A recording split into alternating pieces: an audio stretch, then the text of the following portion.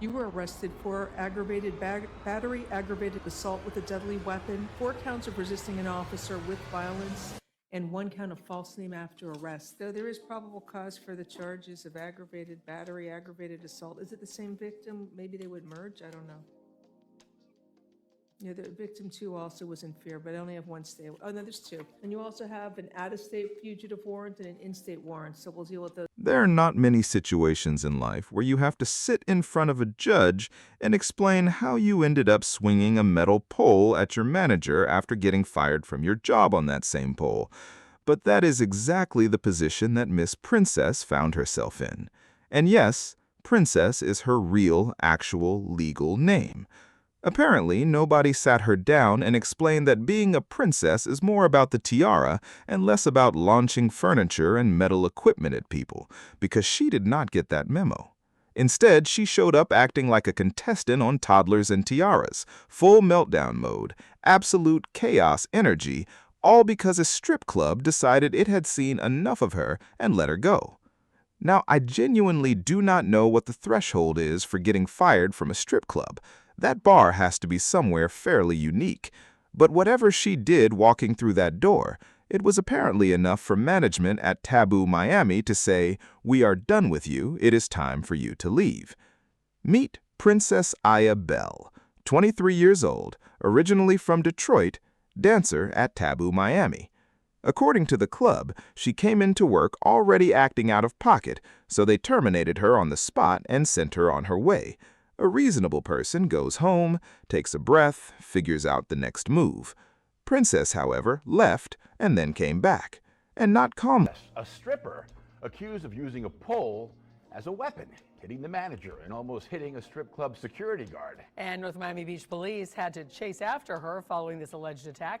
Local 10's Rosh Lowe joining us live in North Miami Beach with this exclusive new video. Rosh. All right, everybody, you ready for this one? The headline is Chasing a Princess. No, literally, chasing a princess. The suspect's name is Princess Bell. And it all began, as you mentioned, according to police, with this large metal pole, and it ends with North Miami Beach running near the Palmetto Expressway. Why are you doing this? Don't walk away from me. Well, I'm saying, why are you guys walking up on me? And just like that, Princess Bell giving these North Miami Beach police officers a run for their money Monday evening. The race is on to catch Princess.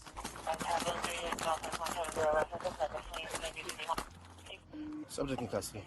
They say she was terminated at this strip club, Taboo by G5 in North Miami Beach for, quote, bizarre behavior.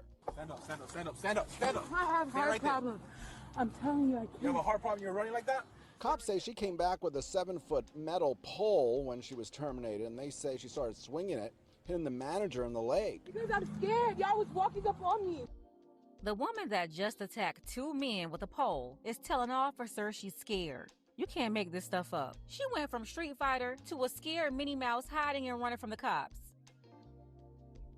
A question. No, You started the way running. he was walking up on me. You had a suitcase. We don't know what's in that suitcase. It's my dance clothes. I don't know. Her dance clothes? Well, soon there would need to be a quick change from stripper outfit to the orange outfit. You were arrested for aggravated battery, aggravated assault with a deadly weapon. There's more. She has a warrant out of Georgia, says the judge. Failure to appear reference to robbery. Back to the body worn camera video. Cops were running close to the entrance of the Palmetto, they say. I can't breathe. You're standing up, you're talking, you're breathing. Stop. Princess was complaining of shortness of breath. Zoya 2315.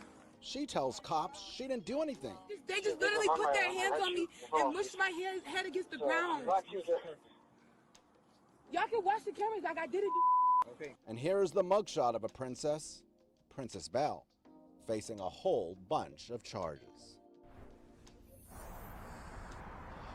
What a story there with all that video. And a final note here, just on the edges of the Palmetto Expressway. The princess will not have her knight in shining armor come and save the day. Do you know why? Not only is she facing a whole bunch of charges here in Miami-Dade County, she has that issue in Georgia. You heard it there. A robbery charge she also has to deal with. We're live in North Miami Beach. I'm Rosh Lowe, Local 10 News. And here's the part that really puts everything into perspective. When Love and Hip Hop first hit television screens, this woman was 12 years old. 12! Still a child. Still in the phase of life where the things you consume and the images you're surrounded by shape the person you're becoming in ways you don't even fully realize until years later. And I will never forgive Mona Scott Young for what that show did to an entire generation of young women.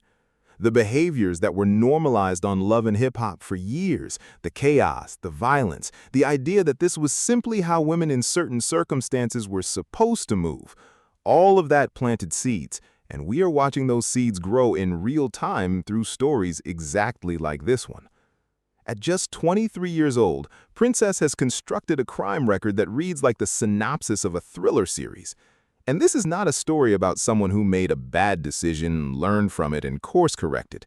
This is a young woman who is actively, consistently, and repeatedly placing herself and everyone around her in serious danger. Let's actually account for the full picture here. Attacking a manager and a security guard with a 7-foot metal pole in Miami, robbery charges out of Atlanta, fleeing law enforcement across state lines, then fleeing law enforcement again across a Florida expressway, providing false identification to police, and dragging her own sister's name into the legal mess by using it as a fake identity. Every single one of those choices is selfish. Every single one of them shows a complete and total disregard for consequences, for herself, for the people she's hurting, and for the people connected to her who get pulled into the fallout whether they want to be or not. This is not youthful indiscretion. Young people make mistakes, that is human and that is expected, but youthful indiscretion is forgetting to pay a bill or making a poor decision in a relationship. What Princess has been doing is violent, deliberate, and escalating. That is a meaningful distinction. Think about where most 23-year-olds are right now. Trying to figure out their career path, learning how to manage money, figuring out how to pay rent consistently without stressing about it every month. That is where the energy of 23 is supposed to go. Instead, Princess is working the pole, swinging the pole as a weapon, and sprinting away from law enforcement in multiple states. And the stakes here are not abstract. Swinging a 7-foot metal pole at a human being is not a minor offense. That is the kind of action that can seriously injure someone, that can kill someone. People like Princess, people who consistently instigate and escalate volatile situations without any apparent consideration for where those situations can end, are exactly the kind of people who find themselves at the center of tragedy.